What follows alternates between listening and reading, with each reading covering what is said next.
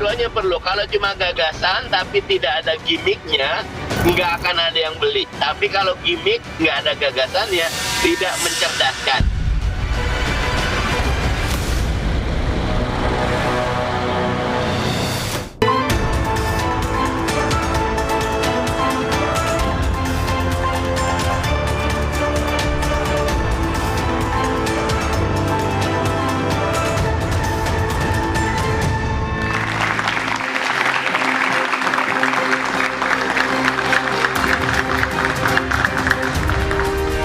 Selamat malam. Jelang hari pencoblosan, 3 pasangan calon presiden, calon wakil presiden makin sibuk cari dukungan. Berbagai cara ini dilakukan guna meningkatkan popularitas dan angka keterpilihan.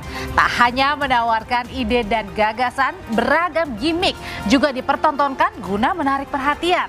Angka pemilih muda yang tinggi menjadi magnet tersendiri. Gimmick pun dipilih menjadi bagian dari strategi guna menarik simpati. Namun pertanyaannya, benarkah lebih tertarik dengan gimmick politik untuk anak-anak muda dan juga publik?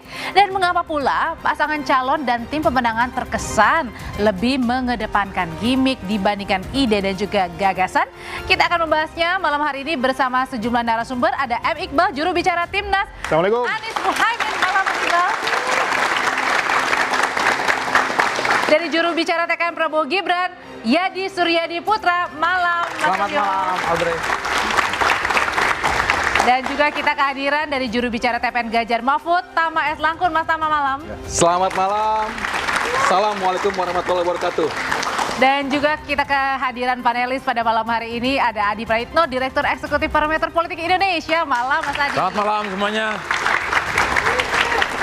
Malam hari ini kami tidak berlima, tetapi juga saya ditemani oleh teman-teman dari UIN Syarif Hidayatullah Jakarta, Politeknik APP Jakarta, dan Institut Bisnis dan Komunikasi Swadaya Swins. Dan saudara, inilah Dua Arah, saya Audrey Chandra. Berbeda dengan 2 pilpres sebelumnya yang panas dan keras, gimmick politik lebih banyak mewarnai kontestasi kali ini. Lihat saja gimmick paslon nomor urut 1 dengan Men in Black-nya, paslon nomor urut 2 dengan gimmick gemoynya. Sementara paslon nomor urut 3 juga viral karena gimmick salam 3 jari dari The Hunger Games. Masing-masing paslon berusaha menarik perhatian dengan beragam gimmick yang ditawarkan dan berharap mendapat dukungan khususnya dari pemilih muda. Persentasenya besar di pemilu 2024, ya itu ada sekitar 56,45% ya dari 204,7 jutaan pemilih di Indonesia. Jadi kalau lihat konfigurasi pemilih muda, itu memang keinginan untuk membincang politik itu mungkin jauh lebih rileks, jauh lebih santai. Kerap kali kemudian gimmick masuk ke wilayah persepsi mereka. Saling sindir antar tim pemenangan Capres-Cawapres pun tidak terhindarkan. Masa untuk memilih pemimpin, kita hanya melihat gojekannya gimana, narinya bagaimana, tidak melihat karakternya, tidak melihat pemimpinnya, tidak melihat prestasinya, tidak melihat keluarganya. Nah, ini namanya diferensiasi, ini kontrasting. Dan saya sangat prihatin untuk memenangkan demokrasi, persaingan demokrasi ini. Sekarang lebih banyak gimmicknya. Sekarang ada istilah gemoy, santuy. Seakan-akan yang bisa memimpin negeri ini adalah mereka yang gemoy. Tapi serangan ini justru disindir balik oleh tim TKN Prabowo Gibran. Paslon kita ini gimmicknya cuma satu, joget saja. Hanya joget saja. Jogetin aja. Ya kan, alhamdulillah gimmick satu tapi diterima publik. Sementara paslon yang lain gimmicknya banyak nggak diterima dengan publik. Nah, Wakil Presiden Maruf Amin ikut bersuara merespon soal gimmick para Capres-Cawapres ini. Jadi kalau yang ditonjolkan gimmick itu, ya saya kira itu tidak betul. Dan tinggal saya kira para pemilih sudah tahu kan, nanti siapa yang punya gagasan yang bagus untuk membangun bangsa ini. Di sisi lain, pemilih muda juga kelihatan mulai jengah dengan gimmick-gimmick yang bermunculan karena mereka ingin mengetahui gagasan yang diberikan.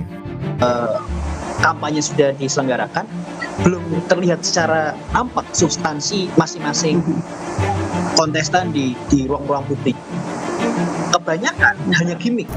Idealnya, para calon pemimpin bangsa lebih banyak menawarkan ide dan gagasan untuk Indonesia ke depan dibandingkan menonjolkan gimik politik hanya demi menarik simpati publik. Karena negeri ini butuh pemimpin yang bisa membuat rakyatnya sejahtera, bukan cuma bisa tertawa. Membahas lebih lengkap soal gimik para pasangan calon saya, yang pertama mata saya langsung tertuju sama Mas Suryo. Mas Suryo, ini kata Ketua TKN bilang kalau gimik gemoy ini katanya organik, bukan dari kita kok. Tapi kok konsisten pakai gimik gemoy sampai sekarang? Jadi Mbak Audrey asik ya Prabowo ya. Coba jujur Mbak Audrey, menggemaskan orangnya. Itu, jangan tanya saya. Itu layaknya kalau seperti boneka, coba teman-teman mahasiswa lihat. Itu kayak pingin kita peluk, pingin kita gitu kan. Menggemaskan Prabowo itu. Nah, dari mana munculnya kata gemoy itu kalau menurut Ferdinand de Saussure itu kata itu hadir secara arbitrer tuh, Mbak. Itu secara mana suka. Kenapa sebuah situasi yang menggemaskan muncul menjadi rajutan kata GEMOY, dan kenapa kata GEMOY itu kemudian ditempelkan kepada sifat menggemaskan dari Pak Prabowo, itu nggak ada yang bisa jelaskan. Itu secara mana suka, arbitrer. Nah, kami sendiri tidak pernah itu meng-create sebuah gimmick, meskipun gimmick bukan sesuatu hal yang tabu di dalam politik. Gimmick adalah bagian dari strategi marketing orang. Tetapi untuk kata gemoy itu betul-betul sesuatu yang lahir dari percakapan masyarakat. Tapi kalau gitu sampai sekarang berarti yang diingat orang hanya gemoynya dong, visi misinya? Oh, hari-hari Pak Prabowo itu berbicara tentang visi misi, Mas Gibran keliling mendengar semua, menyerap semua apa yang dikatakan oleh masyarakat itu, dan kemudian berbicara tentang program-programnya. Kata gemoy itu lahir dari percakapan hari-hari masyarakat yang kita tidak bisa mengelak dari itu, dan alhamdulillah itu menguntungkan kami karena itu kemudian menghidupkan percetakan, menghidupkan industri baju. Kok kebetulan kata gemoy yang dilabeli pada kami itu justru laku di pasaran, itu aja masalah. Oke, kalau gitu Mas Iqbal tadi juga udah disindir nih, kalau paslon nomor 2 nih gimmicknya cuma satu, nggak ganti-ganti. Kalau yang lain-lain nih katanya ganti-ganti belum tentu diterima masyarakat, Mas Iqbal. Ya, ini kan Pak Prabowo ini udah maju 4 kali ya sama sekarang ya. 2004 dia pakai gimmick yang lain, 2009, 2014. Jadi memang dia berusaha merubah citranya. Karena dulu kan dia gebrak-gebrak meja ya, ternyata nggak berhasil. Jadi memang ini bukan natural. Sama seperti Gibran maju, itu kan by design, tapi seolah-olah natural, kira-kira begitu. Jadi memang ini adalah gimmick yang didesain untuk mengaburkan karakter aslinya. Yang namanya juga usaha, Mbak, biarin aja nggak apa-apa. Emang karakternya seperti apa sih? Ya dulu yang gebrak-gebrak meja itu. Oke. Terus artinya sekarang ini pengen diterima sama publik maksudnya? Ya, namanya juga usaha. Tapi kan yang namanya karakter tuh nggak bisa berubah dengan cepat. Emang benar tuh, Mas Suryo ini cuma merubah doang dari sifat aslinya? Jadi gini Mbak Audrey, saya kira perjalanan karir politik Pak Prabowo dari seorang militer, kemudian ikut di dalam demokrasi, mendirikan partai politik, menunjukkan beliau sebagai seorang demokrat sejati, timeline yang betul-betul bisa dibaca oleh orang hadir di berbagai literasi. Orang semua tahu Pak Prabowo itu bukanlah orang yang bisa diatur-atur untuk bertindak di luar kesadarannya. Nggak ada orang yang bisa atur Pak Prabowo. Dengan kata lain mau ngomong bahwa gimmick joget itu saya pun memang melihat menggemaskan, beliau itu mengasihkan gitu loh. Oke. Nggak ada yang dibuat-buat dari Pak Prabowo. Jadi Pak Prabowo sama dengan Mas Gibran, Mbak.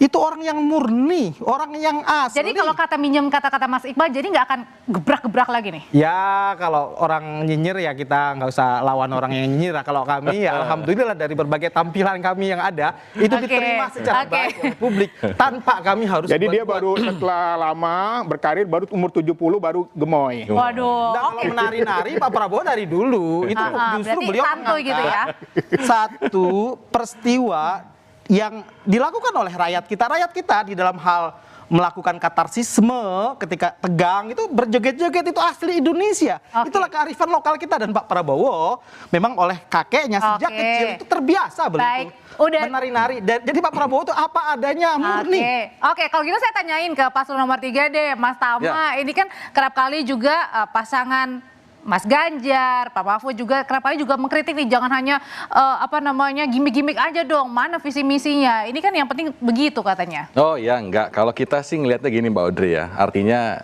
kita tetap tidak menafikan fungsi gimmick dalam pemenangan politik, dalam kontestasi politik. Tetapi gimmick tentu saja sebagai sebuah jembatan, sebagai sebuah cara untuk menyampaikan gagasan maupun ide. Jadi setuju nggak ada gimmick apa nggak? Setuju ada gimmick, tidak masalah. Makanya Mas Ganjar, Pak Mahfud juga gimmicknya berapa kali nih berubah? Cuma ada satu ya, kita yang salam Hunger Game dengan 3 jari, ini pun juga bukan gimmick yang asal. Kalau lari nggak ya? Bukan yang asal. Kalau gimmick itu kebiasaannya Mas Ganjar. Lari itu kebiasaan Mas Ganjar, olahraga. Sat-sat dan segala macam itu biasa Mas Ganjar dan Prof Mahfud. Jadi kalau bicara soal gaya kepemimpinan yang paling merakyat, yang suka dekat dengan masyarakat, olahraga dan segala macam Mas Ganjar. Jadi itu bukan gimmick, memang dia seperti itu. Nah kalau soal salam 3 jari, kemudian kita menggunakan gaya di Hunger Games, itu kan juga sebetulnya nggak begitu aja ada. Tapi ada masukan dari teman-teman yang memang kita dekat dengan isu-isu perjuangan, isu-isu pembelaan HAM, kan itu simbol atas solidaritas, maksud saya, ada simbol juga atas perlawanan terhadap HAM, ya pelanggaran-pelanggaran HAM, begitu ya. Dan ketiga itu simbol keberanian. Jadi ini juga terjadi di negara-negara lain seperti Hong Kong misalnya, itu pun juga sama menggunakan salam 3 jari itu. Jadi ini adalah inspirasi atau cara untuk menyampaikan sebuah gagasan kepada masyarakat. Jadi kalau kemudian sebuah gagasan diantarkan pakai gimmick itu sah-sah aja. Tapi kalau kemudian semuanya isinya gimmick nggak ada gagasannya, itu merupakan penghinaan kepada intelektual masyarakat Indonesia. Siapa itu yang ditujunya?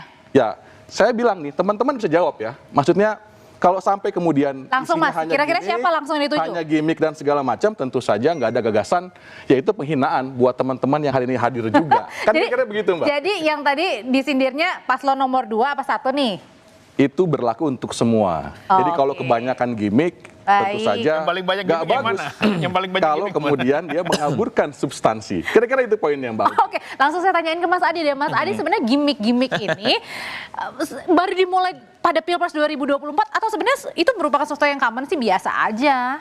Ya sebenarnya secara prinsip dalam politik itu tak ada yang kebetulan. Semuanya itu pasti by design, pasti direncanakan. Soal gimmick-gimmick, tentang gemoy, tentang santuy, salam 3 jari, selebat sarung, itu by design, tak ada yang kebetulan.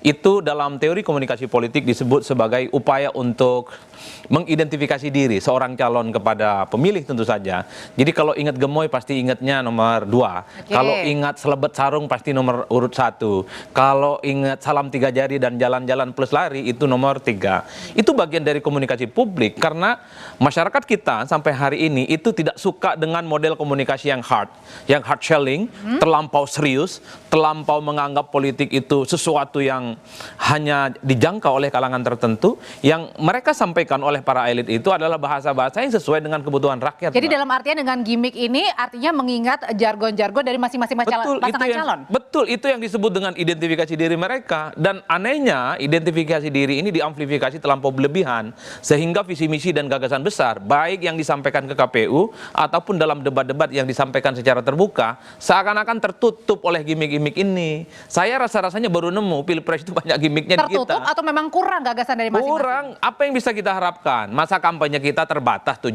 hari. Ketemu orang juga terbatas, dialog terbuka juga terbatas. Apa yang kemudian bisa disampaikan kepada publik? Itu untuk semua paslon atau salah satu paslon? Semua paslon kok. Kalau kita mau jujur sebenarnya, paslon-paslon itu kan kalau ketemu masyarakat ngomongnya pendek-pendek. Baru janji-janji yang selangit itu, yang serba gratis. KUA gratis, makan gratis, susu gratis, kuliah gratis. Nyindir siapa nih? Sunat gratis, semua gratis. Mas Adi kayaknya nyindir ya. Kalau ikut di acaranya Mas Ganjar, Prof Mahfud, saya rasa panjang banget itu debatnya. Panjang diskusinya, nggak ada cuman saya selesai, saya pulang dulu ya. Nanti yang lain aja yang jawab. Nggak gitu. Ada yang memang panjang tapi ada juga yang pendek. Yang ingin saya katakan yang pendek siapa? Soal gimmick dan gak gimmick ini kan tergantung bagaimana elit sebenarnya menyampaikan kepada publik. Jadi kalau ada calon presiden dan wakil presiden yang ngomongnya pendek-pendek, jangan lagi. Ajaklah dialog masyarakat. Jadi politik kita ini kan bukan soal menang-menangan. Bukan hanya karena elektabilitasnya paling tinggi, nggak perlu ngomong dan nggak perlu dialog sama orang lain. Jadi rakyat itu perlu diedukasi. 5 tahun dekat dengan rakyatnya, mereka harus diajak bicara dari hati ke hati. Bahwa mereka akan diberikan solusi yang mantap untuk perbaikan dan bangsa negara ini. Dan ini masih menjadi PR tiga-tiganya nih. Dan kacaunya, kadang banyak calon ini hanya meladeni perdebatannya di media sosial. Itu yang menurut saya repot. Nah, ketika ketemu dengan rakyat, ketika ada debat kandidat, ketika ada dialog, hampiri mereka, ajak dialog mereka, temui. demokrasi itu memang gaduh, suka nyakitin omongan-omongan orang itu. Tapi selama untuk kebaikan bangsa dan negara ini, ya boleh usullah kita, visi misi itu harus lebih dikedepankan. Jadi kalau boleh kita sarankan, Mbak, kurangi gimmicknya, bahkan kalau bisa hilangkan. Kalau ketemu rakyat langsung, kalau saya jadi presiden dan wakil presiden, semuanya akan makmur, adil, dan sejahtera. Itu aja ngomongnya. Oke, kalau gitu saya mau nanya deh ke Mas Iqbal. Bukan Mas Iqbal, tapi yang kedua nih, karena yang 1 sama 3 tadi lumayan gaduh. Yang tengah-tengah, Mas Suryo, ini hilangin gimmick aja deh. Yang penting kasih aja visi misinya, kasih tahu ke rakyat. Enggak, sekali lagi kata-kata muncul secara arbitrer tadi. Secara mana suka, kita nggak bisa menstrukturisasi percakapan publik, apa yang sedang digandrungi oleh orang, termasuk terhadap kami diidentifikasi sebagai gemoy. Itu sesuatu yang betul-betul muncul dari percakapan publik tanpa kami bikin-bikin. Jadi tentang gimmick saya kira tentu semua calon punya strategi. Semisal kami menangkap ide gemoy, ternyata gemoy atau menggemaskan sebagai cara masyarakat mengenali kami, ya kami terima saja tanpa merubah pendirian 2 calon kami di antara 3 paslon. Gitu, orang yang paling murni itu Pak Prabowo dan Mas Gibran, nggak dibikin-bikin. Mas Gibran kalau jalan begitu-begitu saja, kata orang, oh begini-begitu, santai aja, nggak beliau rubah itu. Nggak dibikin, nggak dicitra-citra, nggak dipolos-polos, apa adanya Pak Prabowo. Apa adanya. Kalau gitu, kalau apa adanya kata Mas Suryo, pertanyaan selanjutnya nanti, kalau gitu berani nggak adain gimmick lagi yang enggak, tentang gimmick itu bukan sesuatu yang tahan dulu, tetaplah bersama kami di Dora.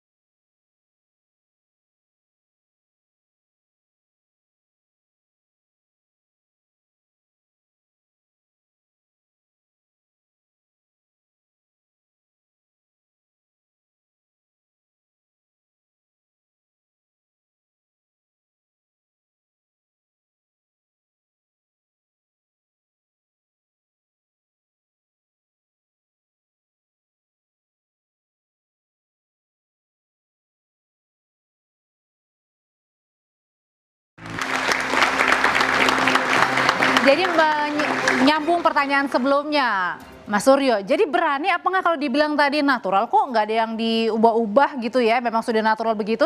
Jadi pertanyaannya, berani nggak? Jangan pakai gimmick. Ya, justru karena natural, maka Pak Prabowo itu apa adanya. Sekali beliau joget, by bentuk tubuhnya memang menggemaskan, masa harus merubah, harus diet, begitu kan nggak mungkin. Nah, maksudnya mungkin yang dipertontonkan jangan kebanyakan jogetnya gitu. Murni, itulah beliau apa adanya, realitas beliau, disiplin, tegas, itu nggak berubah. Tetapi kemudian publik menangkapnya sebagai gimmick, ya it's okay. Gimmick bukan sesuatu yang dilarang di dalam politik, tetapi tentang gagasan, semisal hari-hari Pak Prabowo itu menyampaikan gagasannya dengan postur beliau yang seperti itu. Semisal susu gratis terhadap 82,9 juta rakyat Indonesia. Kebutuhan susu per anak itu Mbak, itu 200 ml per hari. Artinya kalau 82,9 juta rakyat sebagai objek penerima dibutuhkan 16,5 juta liter. Ini kagak nggak bicara gimmick. Nah, saya harus menyampaikan, inilah program yang kami sampaikan yang kemudian ditangkap sebagai gimmick. Karena ada juga yang akan disampaikan oleh Mas Gun-Gun soal gimmick ini. Tadi kan katanya gimmick jangan dilarang dong. Lah ini loh gagasannya saya mau sampaikan. Kita lihat dulu. Kita ingin memberi penyadaran bahwa semua calon, semua pasangan penting untuk mendudukan gagasan ini sebagai basis. Nah, kalau kemudian tidak dimanfaatkan dan justru misalnya gimmick lebih dominan, maka itu tentu berpotensi untuk kemudian membuat kampanye kita jalan di tempat dan konsolidasi demokrasi kita mandek. Gimana Mas Iqbal melihat pernyataan dari Mas Gun-Gun jangan kelebihan gimmick? Karena bisa menurunkan tadi demokrasi justru. Ya memang tadi kita ini mengikuti pesta demokrasi itu bukan soal kalah menang saja. Tapi kita ingin mendidik masyarakat kita bahwa memang memilih pemimpin itu banyak pertimbangan. Jangan sampai mereka tertipu, dibohongi dengan apa yang disebut dengan gimmick tadi. Karena kadang-kadang gimmick ini menipu juga. Kelihatannya orangnya cantik, kelihatannya orang baik, ternyata setelah menikah beda rupanya gitu. Karena selama dia berinteraksi dia tidak mendalami. Makanya bagi anak-anak muda, bagi para pemilih, dalamilah rekam jejaknya. Ini penting. Bagaimana ketika mudanya, bagaimana keluarganya, bagaimana kinerjanya. Makanya dalam kampanye itu sebenarnya bukan lagi seandainya kalau akan, tapi dia harus menyampaikan apa yang sudah dia lakukan. Contoh tadi makan gratis nih tadi, itu udah dilakukan di DKI sejak lama misalnya. Tapi Mas Anies dan juga Cak Imin kan juga menggunakan selepas sarung tuh. Ya, tapi tidak sebanyak sekali doang, tapi viralnya sampai sekarang. Jadi memang itulah efek dari gimmick tapi gimmick yang sebenarnya hanya sebatas ya pemanis aja. Contoh hari ini saya di antara pakai ini kita paling santai nih. Kenapa? Karena kita ingin menampilkan politik yang demokrasi, yang bahagia. Karena kadang-kadang ada juga pakai gimmick yang katanya santuy tapi dikit-dikit lapor, wartawan diancam-ancam. Ya, jadi memang nggak santuy gitu loh. Pada prakteknya nggak santuy gitu loh. Jadi harusnya gimmick dipraktekkan juga dengan sikap, dengan kesantunan, itu. Oke, dengan santun tuh katanya gimmick, Mas Suryo? Ya justru kami yang dikenal oleh masyarakat sebagai santuy itu. Ada nggak yang lain yang dilabeli oleh masyarakat? Artinya itu bukan gimmick, itu adalah bahasa hari-hari rakyat. Sekali lagi, yang disampaikan oleh paslon kita di mana-mana itu adalah program, gesturnya ditangkaplah sebagai gimmick, itu bukan dari kami. 16 juta liter susu per hari yang dibutuhkan untuk memberikan kepada 82,9 juta orang, Mbak. Coba bayangkan, sapi perah itu kapasitas perah sehari itu 12 liter. Artinya untuk 82,9 juta rakyat yang akan diberikan susu dibutuhkan 1,4 juta sapi. Siapa yang dapat proyek? Kapasitas sapi perah kita ini yang akan saya sampaikan. Yang dapat proyek siapa nanti? Kapasitas sapi perah kita Mbak hari ini di Indonesia hanya ada 600.000. Artinya dibutuhkan 800.000 sapi perah tambahan. Bayangkan itu akan menggerakkan ekonomi rakyat. Akan digerakkan oleh koperasi. Akan ada nanti kita membangun satu badan. Itu nanti siapa yang mimpin tuh katanya? Lah itu kami akan membentuk badan baru. Badan Pengawas Gizi Masyarakat. Badan itu akan ada di pusat, di provinsi, sampai di kabupaten. Di kabupaten nanti akan dikelola oleh koperasi dan makanya ntar dulu oleh koperasi dan BUMD. Mas Iqbal dulu sama Mas Sama, dia belum ngomong nih. Enggak, karena gantian ngomong. Jika 800.000 sapi itu yang baru ini akan diberikan kepada rakyat berbasis rumah tangga dengan 2 sapi berap 400.000 rumah tangga, Mbak. Yang akan tergerak ekonominya itu. Itulah gagasan, ini bukan gimmick. Gagasan ini. Ketika kita berbicara gagasan kan diarahkan ke gimmick terus. Oke.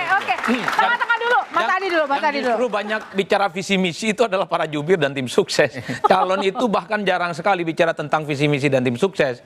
Bahkan anehnya gimmick-gimmicknya itu juga muncul di timeline, muncul juga di spanduk. Jadi yang paling capek tim ses dong ya? Mestinya kalau tidak mau menggunakan gimmick terlampau overdosis, mestinya yang muncul di spanduk-spanduk misalnya nomor 2, Prabowo Gibran, susu gratis, makan gratis, itu diamplifikasi di mana-mana. Kemudian pasangan Amin, kuliah gratis sampai tuntas. Pilih Amin, misalnya Pak Ganjar, apa itu? Misalnya soal kuliah gratis misalnya, pendidikan gratis, ataupun misalnya rumah sakit setiap desa. Itu kan bagus, muncul di timeline, muncul di setiap spanduk, muncul di setiap baliho dan seterusnya. Ini masalahnya, gimmicknya itu ada di spanduk dan baliho. Orang melihat mana nih visi misinya. Itu yang repot.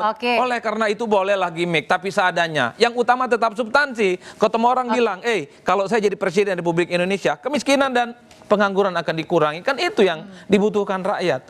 Rakyat itu sangat tergantung bagaimana elit bicara. Maka kemudian akan dibicarakan. Kalau elitnya nggak gimmick, rakyatnya nggak gimmick.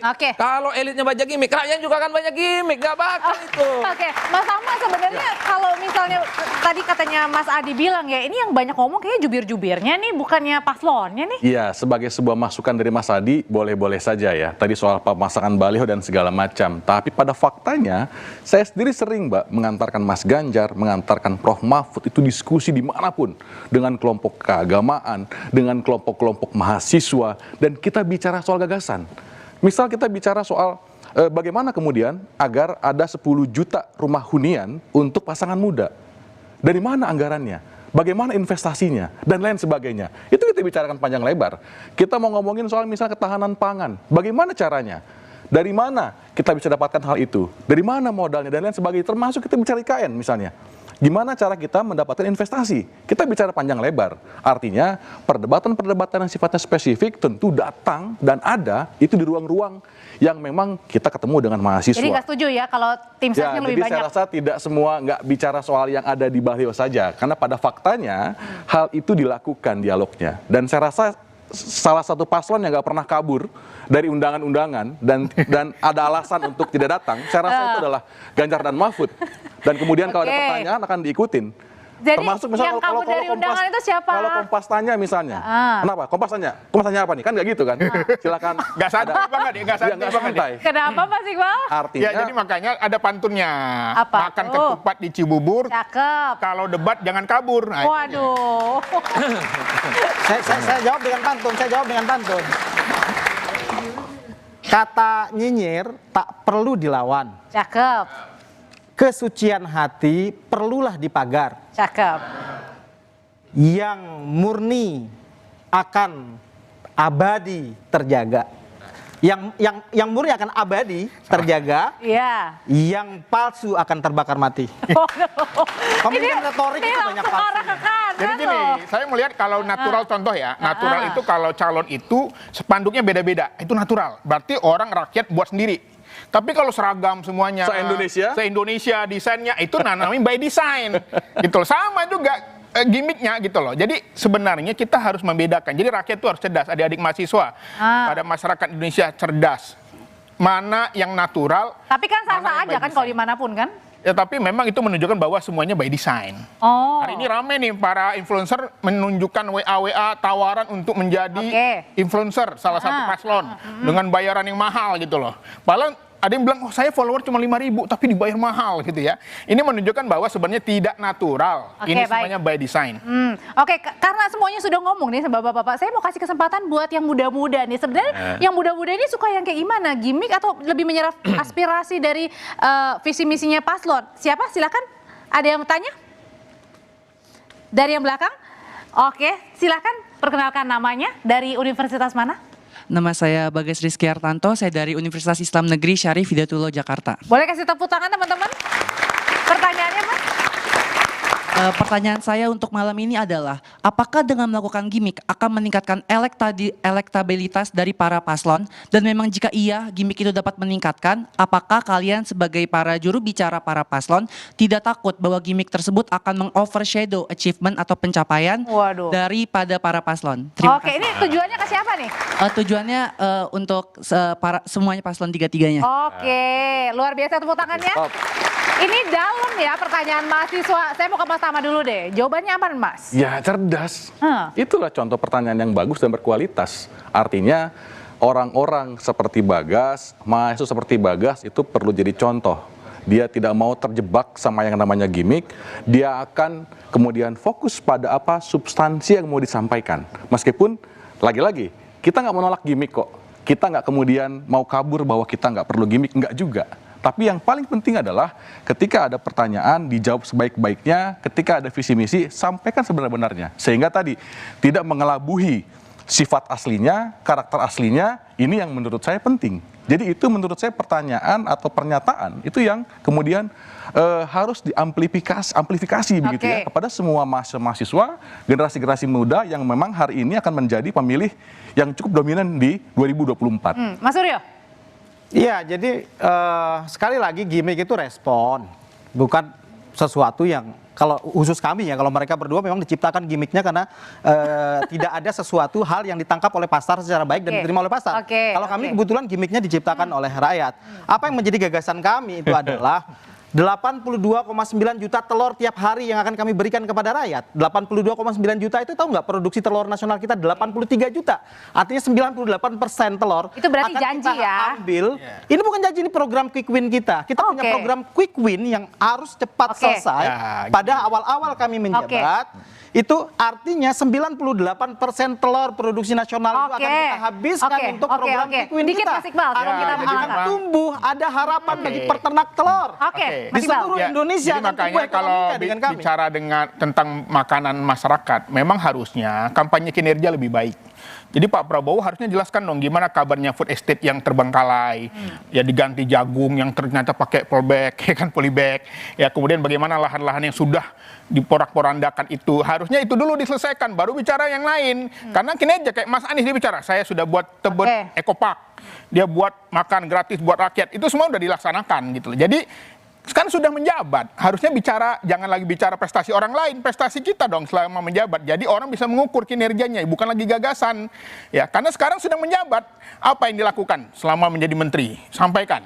Ya kan, misalnya bagaimana negosiasi antara Ukraina dan Rusia berhasil atau tidak, bagaimana pesawat tempur bekas yang dibeli, kabarnya begitu dong harusnya. Jadi masyarakat bisa melihat pinjaman tapi dibeli gitu loh. Barang bekas tapi dibeli misalnya. Karena gini Mas Iqbal, ini Mas Anies juga menyebut ya kalau memang sudah punya ada ide dan juga gagasan, nggak perlu dong banyak jogetnya buat narik suara. Nah, lebih lengkapnya nanti kita akan kembali lagi, tetaplah bersama kami di Dua Arah.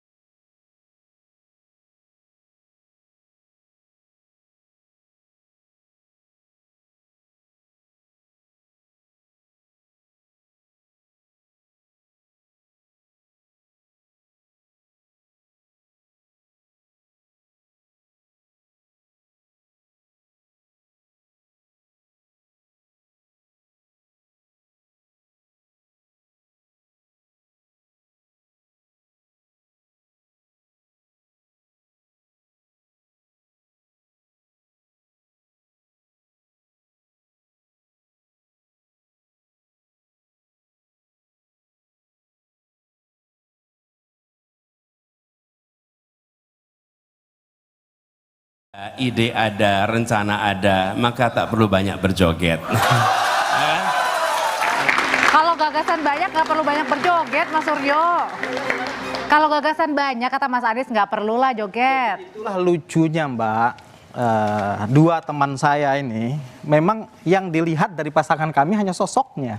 Padahal hari-hari pasangan kami berbicara tentang apa yang akan peta jalan yang akan dibangun untuk membawa harapan dan kecemasan publik ke depan. Nah, ada Presiden Amerika atau Roosevelt berkata itu, Mbak, sebagai kritik saya terhadap dua kawan saya ini, orang dengan otak kecil yang dibicarakan sosok, ya gimmicknya, sosoknya, orangnya, Prabowo, Gibran terus yang dibahas itu tanpa mempromo calonnya masing-masing. Orang dengan pikiran sedang, otak sedang, yang dibicarakan peristiwa tuh. Dan orang dengan pikiran besar, otak besar yang dibicarakan itu ide dan gagasan. Maksudnya? Maksudnya mereka berdua otak kecil karena yang dilihat dari paslon kami itu nyerang loh ini loh. Hari-hari kami berbicara tentang gagasan kami. Kami berbicara tentang bagaimana menaikkan pertumbuhan. Kalau kita ngomong, Mbak, kayak gini terlapor kita langsung, Mbak. Tahu nggak? Semisal saya bilang, otak kecil, pasti terlapor saya, Mbak, langsung. Itu kan saya kata Roosevelt tadi. Itu kata Roosevelt. Langsung terlapor. Tentang lumbung pangan nasional tadi, food estate itu, jangan salah mengkritik tentang food estate. Per tahun penyusutan lahan pertanian kita itu 150.000 hektar. Sementara pertumbuhan jumlah mulut orang yang lahir, ntar dulu saya sampaikan gagasan saya karena tadi kritik gimmick. Ini memang setiap tahun, Mbak, penambahan jumlah mulut orang yang lahir itu 3 juta. Semakin kecil lahan pertanian kita. Berhasil atau enggak? Lumbung pangan nasional berhasil apa enggak pertanyaannya, Mas? Food estate berhasil atau enggak? Sama sekali belum dijalankan. Bilang aja nggak berhasil. Belum dijalankan. Belum berhasil. Belum ada Rp1 pun uang negara yang masuk ke Kemenhan untuk menjalankan food estate. Belum ada. Itu baru ada anggaran di Kementerian PU untuk pembukaan lahan saja. Itu belum dijalankan. Dan tidak mungkin di tengah lahan yang semakin sempit, kita itu bukannya berpikir program tentang ini udah ada beberapa tahun yang lalu. tradisional. Dan sekali lagi, Mas Iqbal itu tidak membaca visi misinya. Satu-satunya visi misi yang tidak ada, yang tidak berbicara tentang food estate, Mas Iqbal, hanya Mas Tama. Di dalam visi misinya ada lumbung pangan nasional itu ada. Akan ditaruh di NTB, akan ditaruh di Sulawesi. Visi misi itu sesuatu yang terbuka. Itu food estate nggak logis. Masa ada di visi lahan misinya di Kalimantan dibangun? Ada di visi misinya. Anda udah baca belum ada food estate? Jadi makanya tadi nggak baca visi misinya, inilah lucunya. Karena yang dilihat adalah sosok. Ya harusnya disampaikan. Harusnya gentleman. Ini contoh nih, ngomong otak kecil. Ini menunjukkan atasnya begini nih. Gini kelakuan 02 ngomong kita otak kecil. Roosevelt itu kata Roosevelt. Orang yang melihat sosok. Bukan ngutip. Udah, orang yang melihat sosok itu kata Roosevelt. Oke, baik. Lapor-lapor, wartawan takut-takutin. Dari 3 visi misi yang tidak ada food estate hanya Mas Tama di Mas Ganjar. Karena Mas Ganjar basisnya adalah pertanian tradisional. Di pasangan Amin di dalam visi visinya ada food estate. Kemudian mengatakan food estate tidak rasional. Itu bukan tidak rasional. Beliau tidak membaca. Saya nanya food estate Anda gagal atau enggak? Belum dijalankan. Kami belum menjabat. Jalan olahannya udah dibongkar. Kami belum menjabat. Mas Adi, silakan Mas. Ini Mbak, ini clear. Ini belum menurut ada saya Rp1 pun uang negara yang ini masuk menurut ke saya Kementerian bahayanya dari Pertahanan gimmick untuk itu. food estate. Menutup wajah aslinya. Aslinya keluar. Bahaya dari gimmick itu Mas Suryo, wajah aslinya. Mas Anies, Mas Suryo. Itu yang kemudian yang kita takutkan. Visi misinya mau kritik food estate. Di dalam visi misinya ada food estate. Saya nanya. Iya. Sudah saya jawab belum ada. Coba sesuai gimmicknya. Begitin aja coba. Bawa senyum aja. Oke, ini sampai malam sebelum kelar-kelar nih. Tahu bahwa orang yang gemo-gemo itu bohong itu. Itu aslinya itu kan beda. aslinya keluar lagi kan yang bohong dibicarain itu. sosok terus. Karena buktinya dia ngomong terus itu otak kecil. Oke, Mas Adi. Setidaknya kita baca Ya, itulah. Kita dulu baru ini contoh ya. Itu Simulasi debat hari pertama. 2 sama 1 ribut ya. Nah ini santai. Santai kok ngomong orang otak kecil. Itu kata Nyerang dulu, salah. Kalau Anda bilang 2 orang otak kecil, salah. Kalau pernah nulis skripsi itu ada yang namanya footnote. Ada kututan. Ketika kita tulis footnote itu sesuatu yang bukan dari kita. Itu adalah perumpamaan bagi orang yang memang bahaya, Mbak. Sosok. Memang gimmick itu bahaya, Mbak. Bahaya betul. Itu membohongi. Dan yang paling bahaya nggak baca visi misi, kritik visi misi orang gitu. Apa yang ditanya akhirnya dijawabnya beda. Kita nanya ST Menhan bagaimanapun ST-nya ditanya, Anda juga ada gimana sih? Bisa dijawab. Jangan sembung bawa golok. Belum ada satu Oke, hati-hati bicaranya. negara. Hati-hati bicaranya. Oke, Mas Adi, silakan Mas Adi. Ya, secara prinsip, kalau mau jujur sebenarnya, inilah bahayanya banyak gimmick itu. Selalu menutupi hal-hal yang terjadi pada semua paslon. Ngomongnya santuy, ngomongnya politik bersahabat. Ini mau kelahi-kelahi kok gimana? Ini mau memang biasa, tapi kan nggak bagus. Gagasan secara utuh yang diinginkan oleh masyarakat sampai kepada mereka, itu nggak sampai. Karena substansinya nggak ada yang disampaikan. Semuanya berebut paling klaim, semuanya berebut siapa yang paling benar. Kalau soal bicara tentang visi misi, kalau mau jujur Audrey, hampir semua calon presiden, hampir semua calon kepala daerah dan anggota dewan, pasca reformasi sampai sekarang bisa dihitung. Semua visi misinya berapa persen yang dijalankan? Nyaris nggak ada yang separuh.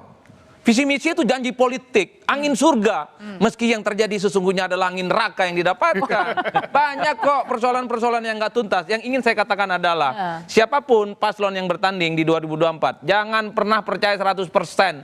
Ini hanya sebagai sebuah janji politik supaya mereka ini itu untuk masing-masing paslon semuanya 1, 2, dan 3. Kalau mau jujur sebenarnya, cerita kesuksesan masing-masing, apa yang sudah dilakukan. Ganjar itu gubernur Jawa Tengah 2 periode.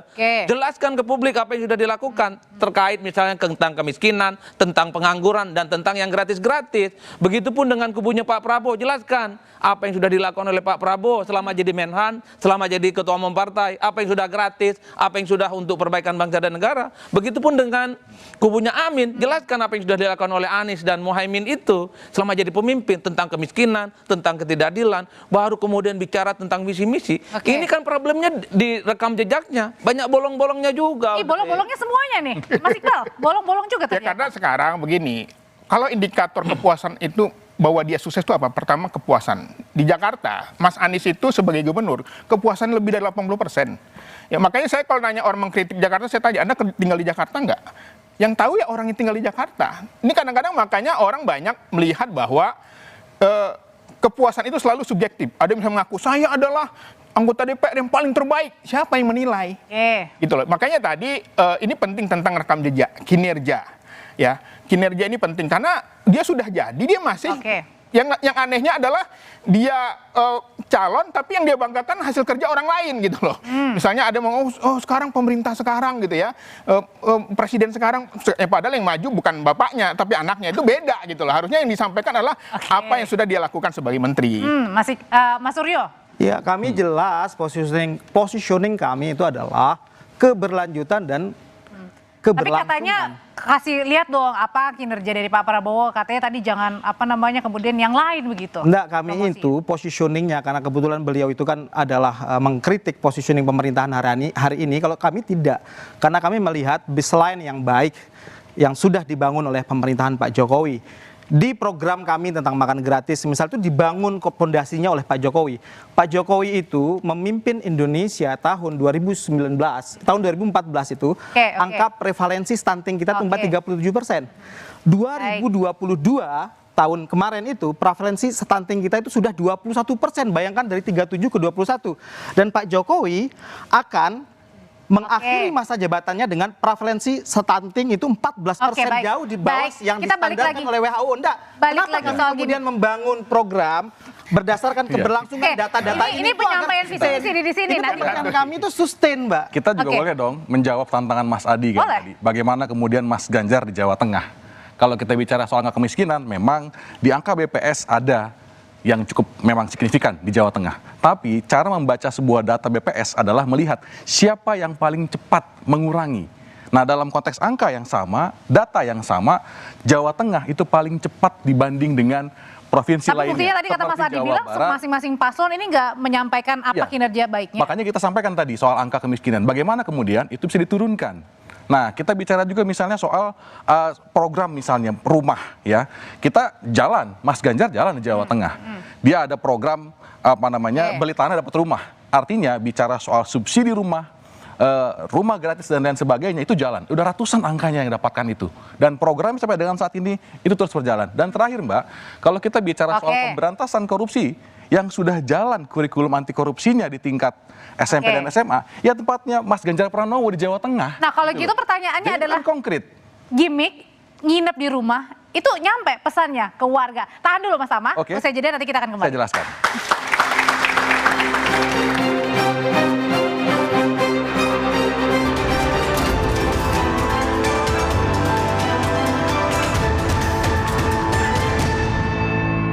Galon Le Mineral 100% bebas BPA, aman untuk anak dan keluarga. Ciri galon bebas BPA, bening transparan, ditandai kode segitiga nomor 1.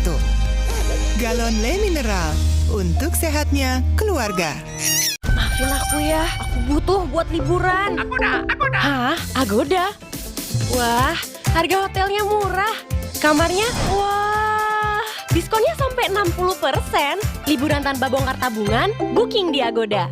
Pakai motor listrik Polytron Fox R. Gak capek nyetir. Gak capek ke bengkel. Gak capek antri bensin. Baru motor listrik Polytron Fox R.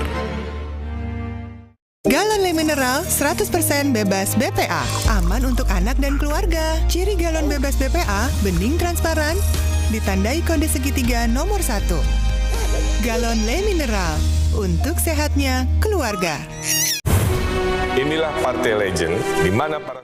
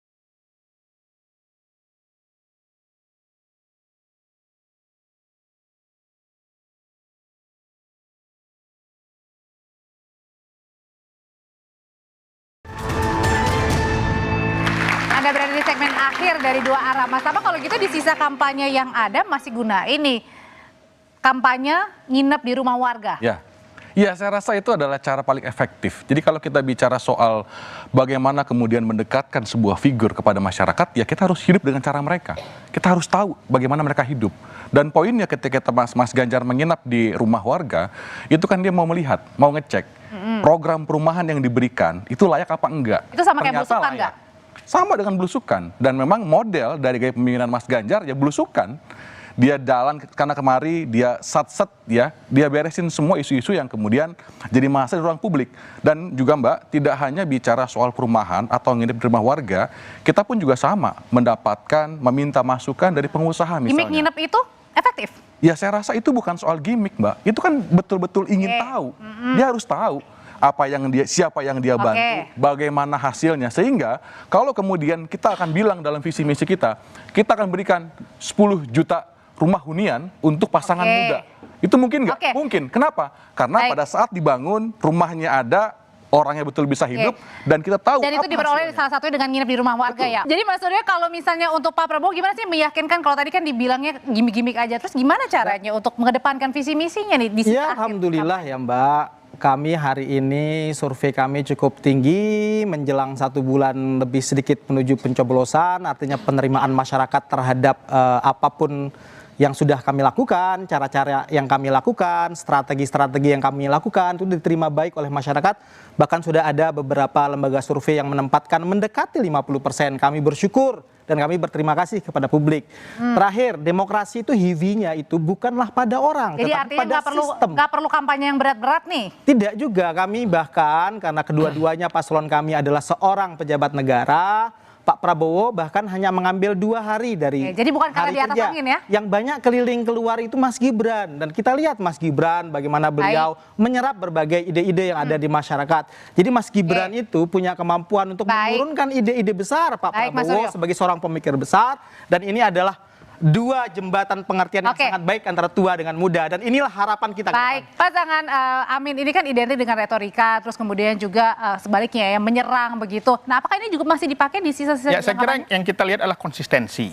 Kalau memang santuy, gemoy, jangan suka lapor-lapor wartawan, jangan suka ngancam melotot-melotot wartawan, jangan suka lapor-lapor polisi kalau ada masalah. Ya, kalau nggak mau jabatan, nggak usah nyalon. Ini nggak mau jabatan, tapi tiap tahun nyalon, tiap periode nyalon. Ya, jadi konsisten itu penting menurut saya, karena sesungguhnya berilah kesempatan kepada anak-anak muda yang lain, bukan hanya itu-itu saja. Oke, Mas Adi, jadi apa yang perlu diperhatikan masyarakat dan juga masing-masing paslon di sisa akhir kampanye? Kalau saya sederhana, lihatlah rekam jejak ya. Jadi di sini kan banyak anak muda dan ada mahasiswa. Semua kontestan yang bertanding di 2024 adalah mereka yang pernah menjadi pejabat publik nomor 1, nomor 2, dan nomor 3. Lihat siapa yang banyak kerjanya dan siapa yang banyak bohongnya. Menurut saya, semua janji politik visi misi, baik yang dilaporkan ke KPU, baik yang disampaikan secara terbuka waktu debat kandidat, ukurannya adalah ketika mereka menjadi pejabat publik. Ganjar, Mahfud MD, kemudian Prabowo, ada Gibran, di situ ada Anies dan Muhaimin Iskandar. Cek di antara sekian banyak calon ini, kira-kira siapa yang banyak ngomongnya dan tidak pernah bekerja. Itulah yang menurut saya mestinya menjadi variabel utama dalam menentukan pilihan politik di 2024. Visi misi itu hanya janji surga. Yang kita khawatirkan visi misi itu tidak dilaksanakan. Orang Madura mengatakan begini, Audrey, biasanya orang pemimpin kalau sudah duduk dia lupa untuk berdiri.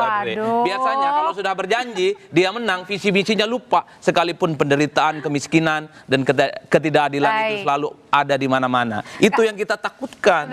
Oke, karena tidak ada yang salah sebenarnya dengan gimmick dalam kampanye politik. Karena siapapun ini boleh menggunakannya selama tidak melanggar aturan yang sudah ditetapkan, selama tidak mendiskreditkan dan menyerang lawan serta memicu pertikaian dan juga perpecahan. Namun idealnya para calon pemimpin bangsa ini harus lebih banyak mendengarkan dan adu gagasan, lebih banyak juga saling diskusi dan adu argumentasi, lebih banyak menyerap aspirasi untuk modal memimpin negeri ini agar rakyat bisa memilih juga menentukan siapa yang layak memimpin Indonesia 5 tahun ke depan.